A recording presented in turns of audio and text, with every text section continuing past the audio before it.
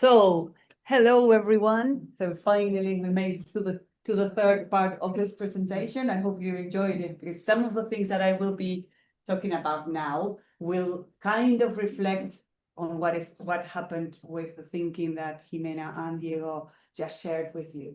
This is basically what we do when we work for I work for the kind of the Ministry of Education for Uruguay, that, as the next slide will say, for the ANEP, which we call the National Administration for Public Education. So most of the buildings that Diego and Jimena spoke about have to do with the private education, which would be like 10%, 15% of the actual education in Uruguay. The rest is public, and we work within the ANEP. So ANEP, this administration, looks after the primary education, the secondary education, the technical one, and also the teacher education. So they look after everything, or mostly everything, that has to do with education in Uruguay, apart from the university. So in this case here, the university would be free of ANEP. But besides that, we are always belonging to ANEP. Within ANEP, they don't not only look at the curriculum of all these stages, but also at the infrastructure. So we don't open competitions for different architects to present the project and then build the building, but we have architects working for ANEP. So we are not open to different kind of ideas, but we are stuck with the ones we have there. So one is me in a way, but my colleagues are the ones that will be basically thinking or designing the buildings you will see now, the building you'll be seeing now. And then the administration is also looked after by ANEP. So they basically have the whole education under their wing. So that is how it works in Uruguay. Remember that we are a very small country, but still it's like 3,000 schools in the area that have to be looked after by this ANEP. So now I'm going to concentrate on one particular building that is not constructed yet, but will be constructed hopefully, because everything in Uruguay is hopefully. It will be next year, maybe the following year, or who knows when, maybe when we come again, it's not, not being built, but hopefully it will. So this is a secondary school. So secondary school would go from 12 to 18, but they get divided. There's 3 years that would go into this one, 12 to 15, and then 16 to 18 would be like pre-university, before going to university. And then this one is located in Salto, which is at 8 hours drive from Montevideo, in the north of the city. And I wanted to introduce Marina Campos, which was the architect responsible for this project. Doesn't mean that she's on her own, but she is basically the responsible of this building. So if you've got any issues with the actual design, it's not me you should be talking to, but her. So going into this, first of all, the location, which is, like I was saying before, 8 hours away from Montevideo, a long way apart from our small city. This is Salto, so it is it's like the second city, I think, from Uruguay. Yes. Hopefully nobody from Paysandú is here, because they'll be annoyed. Salto. There's like a fight between the second biggest city. It's still a very small city. But in here, we have this main area, and the building is going to be in a growing area, quite deprived area, where people live in conditions that are not as we wanted them to be, but it is what it is. So there's housing developments going on there. There's a school, preschool or kindergarten, and now we are going to go with this secondary school. So basically, in Uruguay, what happens is that the schools open culture and open or try to bring civilization into areas that are still not being like properly used. Yeah, this is going to be recorded, so I'm going to delete this bit. So anyway, this is where the school will be located. And this is the actual site where we have the primary school that is already built. There's the CAIF, which we call the ones that go from 0 to 3. And the kindergarten is inside the school. So this would complete this square with the new building. And this is the location of the building. There's an existing yes, like antenna kind of thing that is not very nice, but still it has to be considered. And this is the site with almost 3,000 square meters. So what we do basically is go, first of all, to the site, as we do when we are designing a building. Even though it's a school building, we still have to go all the way there. So this is the reality of the place we're going to go and build the school. It is in a very deprived area, if you want, with a main road that brings you from the town center. And this is part of the school. And this would be the area where the new building will be built. It had been raining.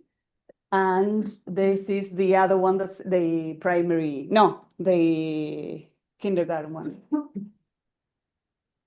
And this is part of the site where the building is going to be located. And this is where the SCAIF that we saw before is being built. And this is a tree that it's inside the site and that was meant to be kept, because we have big issues with the sun and the hot weather in the summer. Salto is in the very north, so it could be very hot indeed. So playing in the playground with no shadow is impossible. So the educational program, what we do is once we have the site and we spoke with the actual educators, we know that we need to have a certain amount of rooms or classrooms and other bits and pieces that make the whole building. In this case, what we do is we have like a 7 by 7 square meter of what we call the classroom. So that would be one of those.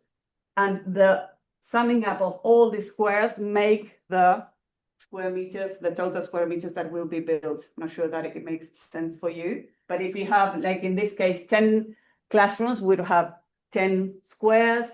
For the labs, we would have 3 1/4. For the canteen, we will have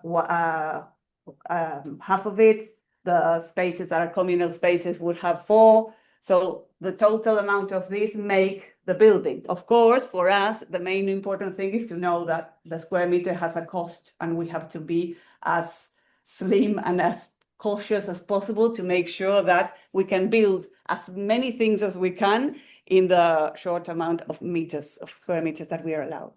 That is why we are very cautious about this. And from the architectural point of view, we keep on saying that the 7 by 7 classroom is too small for 25 or 30 children working in there. So you'll see when you see the actual project that they are quite tight. What we are trying to do now, or we're starting to do, is this design process, the participatory design process, where we go and speak to the teachers, the head teachers, and the children. We do workshops, and we try to understand what their actual reality is in this country, as many in Latin America and in other countries.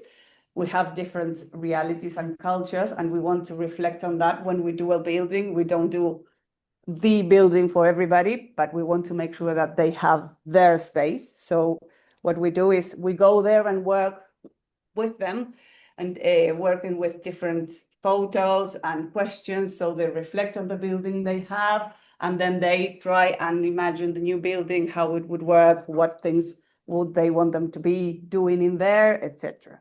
So in this case, what happened there? This, I don't know.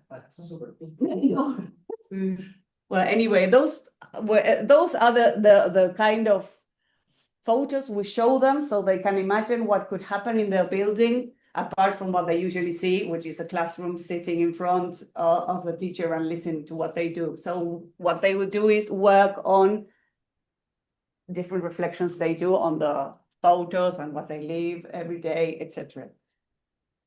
No sé qué pasó ahí. So the project. So after doing all those things and having all the ideas in front of us, what we start doing is to think about what the building will look like. In this case, the strategy was to keep the heart of this square as the green bit. If you remember, there was a tree that will stay there, and there were some green things that hopefully will look nicer when we finish the project. But they are meant to be not only for the school that will come now, the secondary school, but also visually and culturally integrating the school and the the kindergarten. Sorry. So the idea was to have this central space saved for the use of everybody, with the court to play basketball, volleyball, etc. This is also thought to be able to be used by the whole community, not only for the secondary school. The idea was to get the building as completing the square and having the whole area completed with 2 floors of the building, 2 floors. And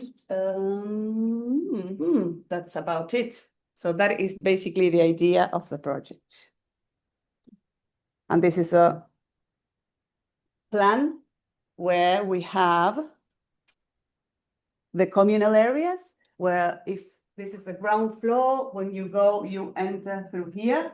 And this is a double height where you have the communal area that is linked to what is the library that is open to the other space. And that rectangular piece is outside, inside. So it's opened on one side, and then the whole thing is connected to the outside. Those are the communal areas and the classrooms, which, as you might notice, they are quite tight for all the children that need to be in these classrooms. And these are the labs. What they usually have is visually connected with windows. And this is where the preparation for the whole experiments are done. And they are distributed to the biology, physics, and chemistry sections. And then the administration areas that have to do with teachers and admin stuff, basically. So it is a very tight building that has everything it needs, but if you could choose to have more things, you would definitely have a more connection with the outside world from upstairs. But we are trying to work out how to connect with the different spaces. And this is images from the actual building. It's very formal with all the flags and stuff. So this is the entrance with the stairs in the middle and the connection with the outside. I don't know if you kind of start to see how the ideas that Jimena and Diego were talking about relate to this. Of course, considering that we have still a lot of culture going on within the ANEP that is hard to break, but at least for us, having green and having the connection with the outside, having wood inside is something that is very new for us. It used to be concrete, no green whatsoever. So this is like a big change with the plants going inside, the green going inside, with the visual connection with the different parts of the building, with the possibility of using these spaces for different types of activities. Also, no bright colors going on, but more of a plain collection of colors, and with the possibility of closing these spaces with those curtains. And what do you see here? What is this? Is that the library? So yeah, we're still struggling with making a classroom not look like the classroom we have in our minds. We're still working to change this type of furniture and trying to have a different approach. We do have whiteboards in different places of of the classroom, but still, it's something that is ongoing and it's quite hard to change. And it's not Marina's fault, it is the mindset of ANEP. And this is the section where the library is. And now that I remember, Jimena worked with Marina trying to, in a way, understand how the pedagogy would be sensed when you were using this building. And many of the things you suggested are now seen here. Like, for example, this connection here, the possibility of closing this, but also visually connecting it. So there are things that reflect on this interchange. Now, esto no arranca solo.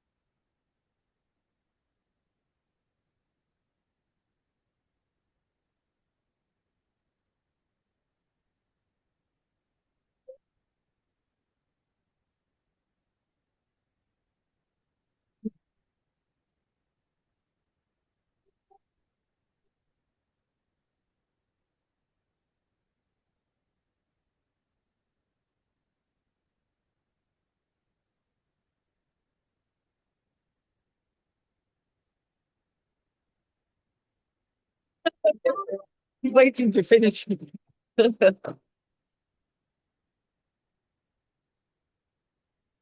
So anyway, that is what we are trying to do now, trying to change a little bit our minds with regards to thinking about school environments. And I just leave this question that would apply to all our presentations. Any thoughts that you could keep in mind once designing a learning space, your own learning space? Is it your own learning space or is it somebody's learning space? So yeah, that is us. Thank you very much.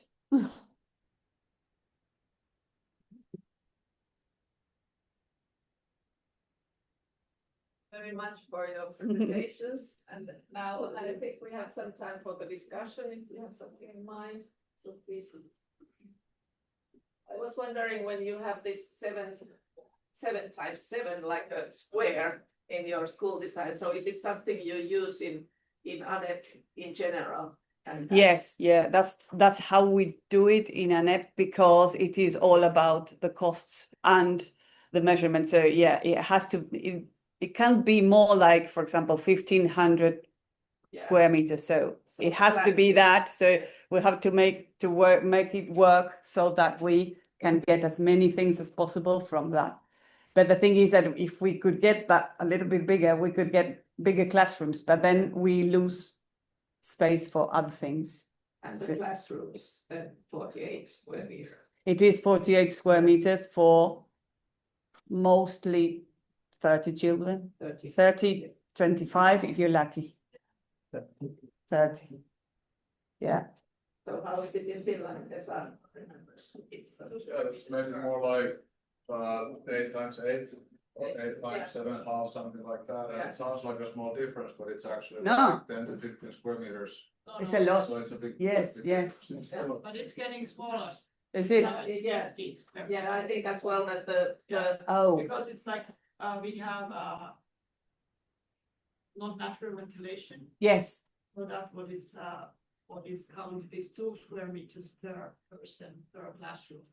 And so you have usually groups with 21 children, and then you have like other people there, so you count like 25 people in the classroom with 50 square meters. That's the kind of small things, but that's a big problem because there has been schools that have been rebuilt, which have like this 70, 80 square meters classrooms, and then the same, like people that put in 50 square meter classrooms. Okay. And that, of course, is then Yeah.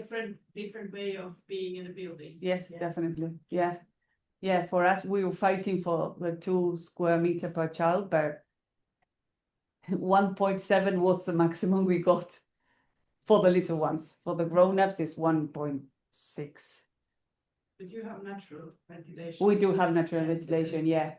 And yeah. And maybe you have the smaller units. We tend to do quite big schools nowadays. So how many students were there? 350. Yes. So do you then use some kind of prefabricated elements if you have these same measurements in each school? So that is it like a typical that they are somehow prefabricated? No, we don't actually do schools that are made like containers. with Not containers. with containers, not because we have this school until we have the final school. Like They will be temporary. made by Modular. containers. They are supposed to be temporary, but they are not. Yeah, we have the same. Oh no, I'm losing my hope now. You're like South American. You're not. Exactly.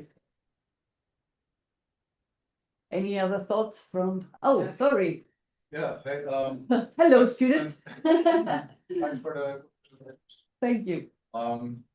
You showed this image of a glossy board in your presentation regarding like the neurodivergent spectrum. Yeah. And that somehow like provoked actually many. First of all, I thought the photo was quite beautiful. Yeah.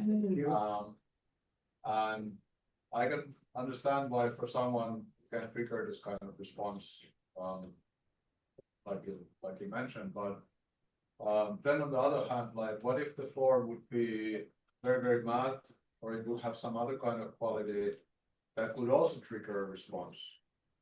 So like, in your practice, have you been able to define some kind of common characteristics for spaces that are like generally good and you can more or less rely that they don't trigger this response?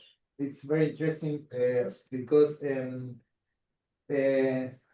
what we researched in this time in 2021 when we reach all these persons is that there are so many profiles as persons, so it's really difficult to design from considering all the spectrum.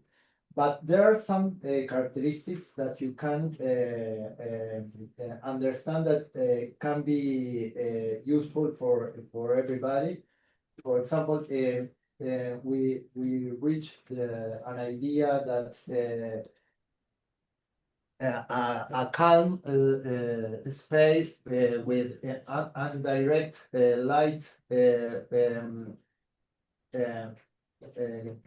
sand or natural colors in the walls, no bright floor, with less stimuli. A space with less stimuli is more well received by everyone. And what the way we encourage the project is trying to design all the spaces that you have to cross have to be calm, but there are other spaces that can be optional depending on the profile of each person. For example, there are persons that are more sensitive to light and can be hyposensitive or hypersensitive, so to any of the senses. So what we understood is that we can offer some stations or optional spaces where people could go to explore this way of living, but not the ones that you must stay. Do you understand? The only thing that is common to all of us with autism, without autism, because we have a group that make we make the research with people with autism and people that don't have. And the only place that we all want to be always is nature. So when you take nature inside the construction, not only natural nature, also the colors of nature inside, then you are embracing all of us more than with another stimulant. I understood. Anybody wants a mate, wants to make a question?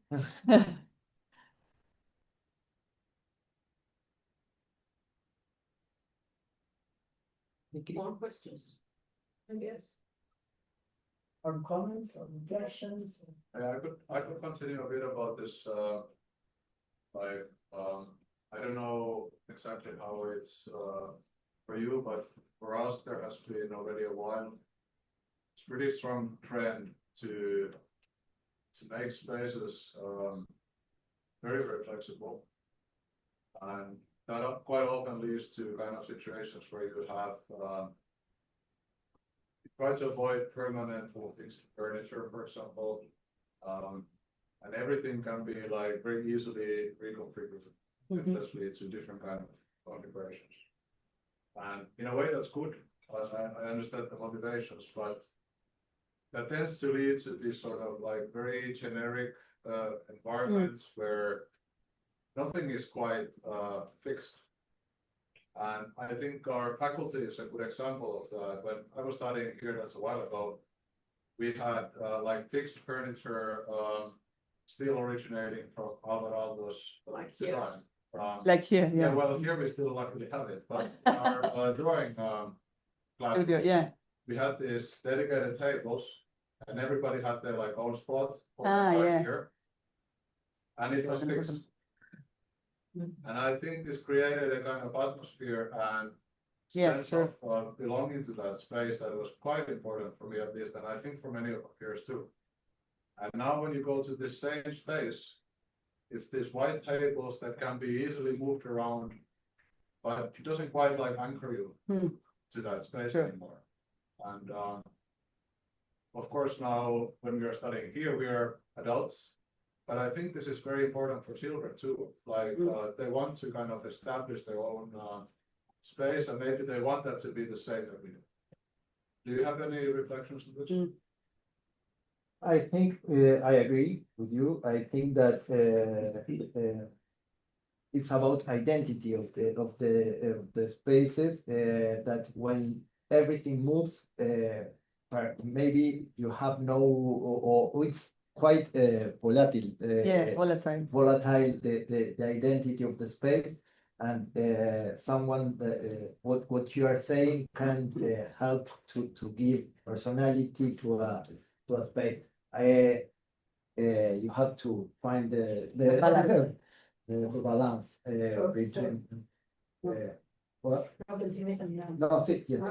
For little kids, the most important thing is to have a routine Yes. and to find the place where I belong.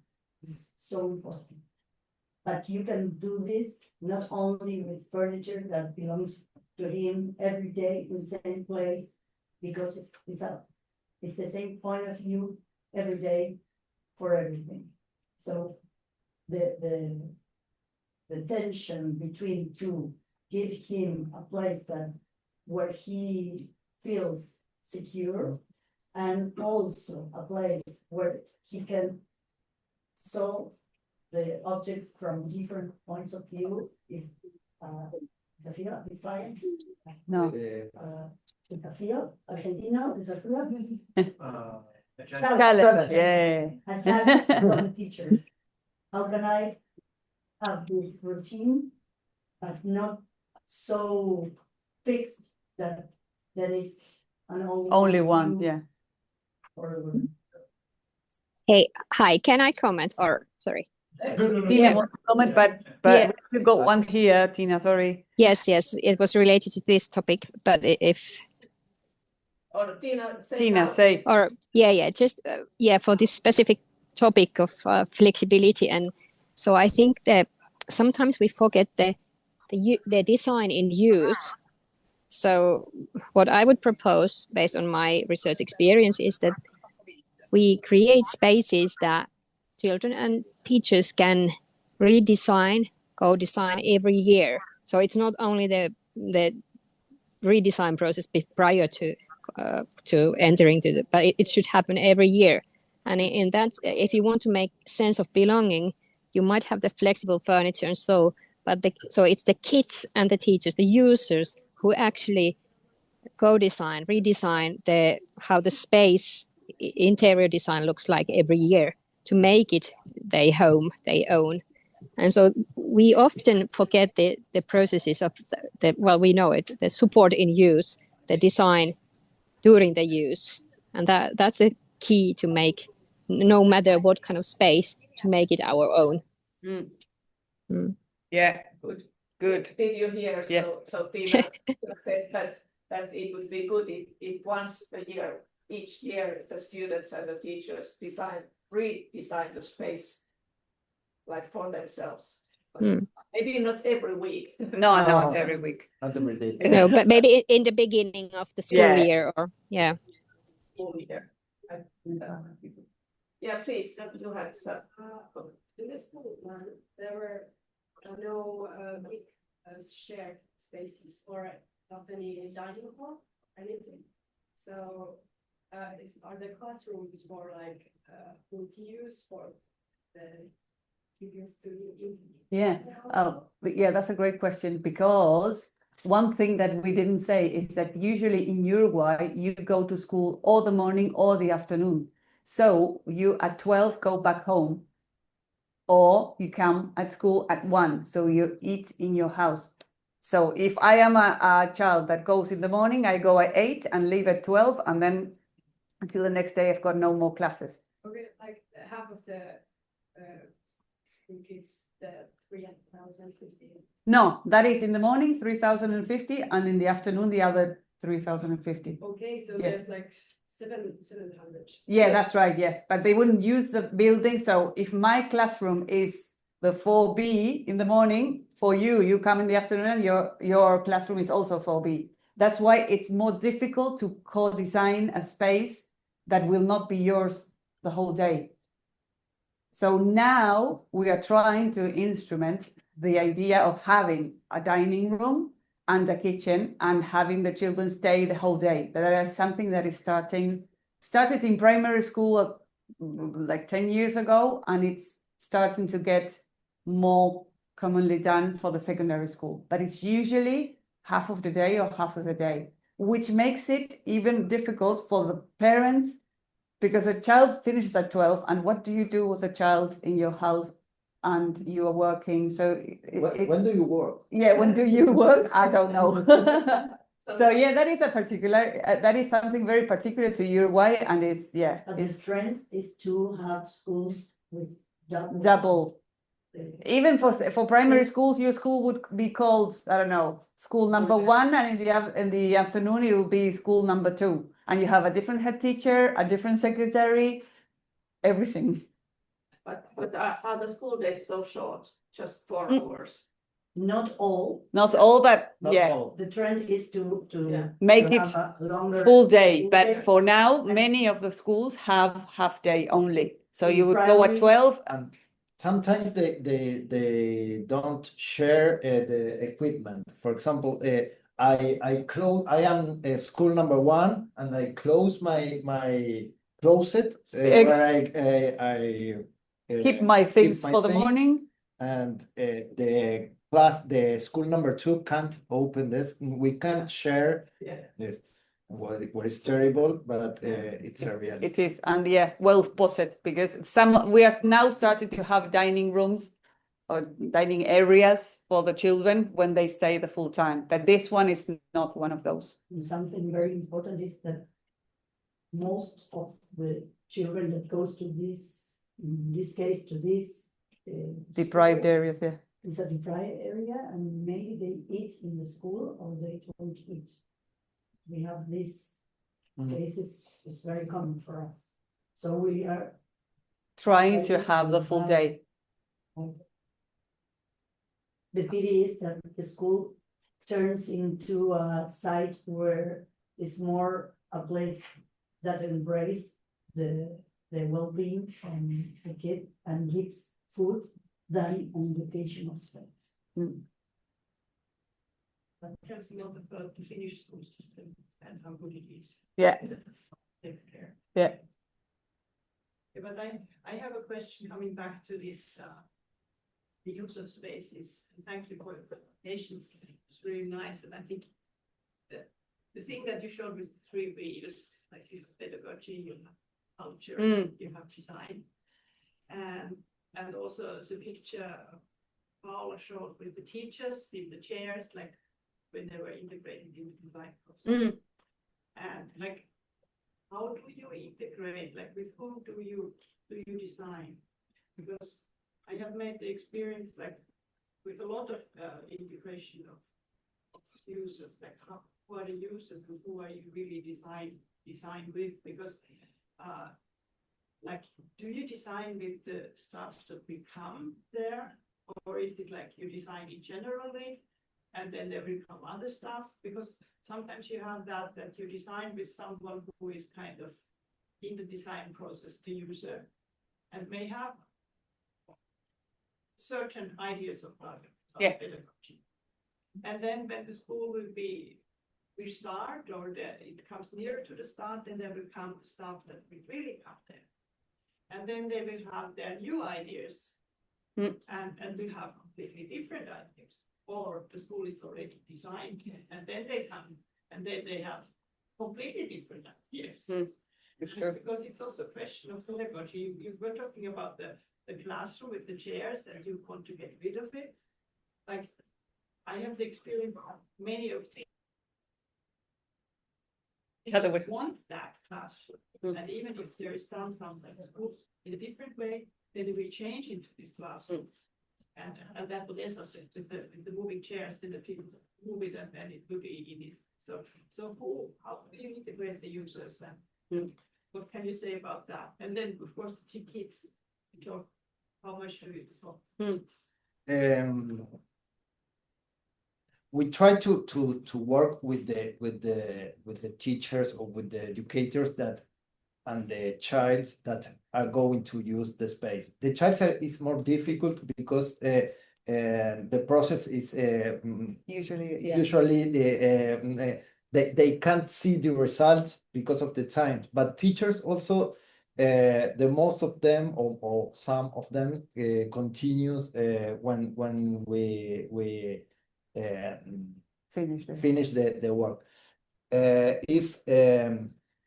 It's not easy because it's really what you say.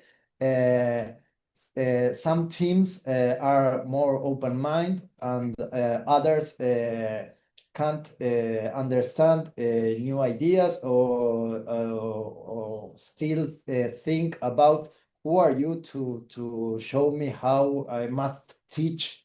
I am a teacher. I've been teaching for 30 years, and you architect. So this is what we. Sorry. Yes, it's already. So this is what we try not to face. We try to put aside the teachers and that they can feel that they are part of the process. They really designed the new spaces. Yeah, and yes, you are exposed to this possibility exactly. that you told that a new team don't understand what the other one others wanted, yeah. thought, but we try to abstract the ideas and not to be so linear in what they say, what they saw. And it's it's a challenge. It's a challenge, but it's in my case, it has been quite successful. I think, many times you have this. First of all, like you were saying, oh no, what do you know about what the space I need and stuff like that? Or I teach like this. I've been doing it for millions of years. But then when you start showing them alternatives, like using those photos or illustrations of things that could happen, you start to see, like, for example, if it's the workshop that takes 2 hours, at the beginning it's like, and then suddenly you start like, oh, that's interesting. Oh, so I can still do what I do, but in this other space. Oh, maybe I could try this. And they slowly start to see how they could use that space to, in a way, address what they still want to do.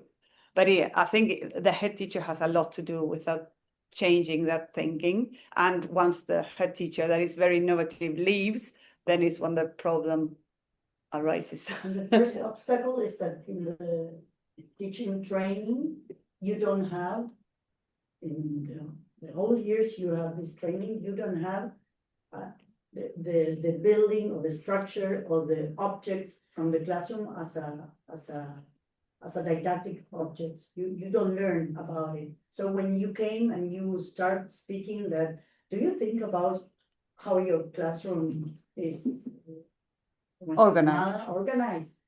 No, never. And how many times have you dedicated in your planning process from the class to planning the space and the furniture? Nothing. And that's why it's a very big obstacle first to start speaking about the space as a didactic tool. So we need to educate teachers. Exactly. And I need to educate. I think it's a two-way thing. We need to be educated in terms of pedagogy, but we also need to. Yes, and build the culture of change. Yeah. If you really build, Want to change. yes, if we really do that, this culture maybe over resist these situations. We work with the head teacher, yeah. teacher and all the team, and okay. When it's a rotation of teachers, we expect that they also share the new culture of change, so it's not. And with that, we finish. I think we are out of time, or do you have Yes. some? Yeah, I just want to say, like, I have made the experience that the users or the teachers, they need some support also for Yeah, users. definitely. Like more complex, Mm. Those institutions get, and the more possibilities those Yeah. institutions have. Often the teachers there, they don't even know Yeah. possibilities they can Yeah. use. And that would need some kind of, like impact. Mm. You need like money for kind of training or Exactly. supporting or doing something that Mm. now you can work with the users. Mhm. Yeah, Okay, but completely agree. thank you again, and Thank this you. was our last lecture of this lecture course, so Oh, I no. hope you watch still those at least 2 lectures from YouTube, from MultiLED lecture series, and then write your reflection essay and submit it in 2 weeks. And it can be longer than that 8,000 characters, which was like meaningful. So thank you a lot.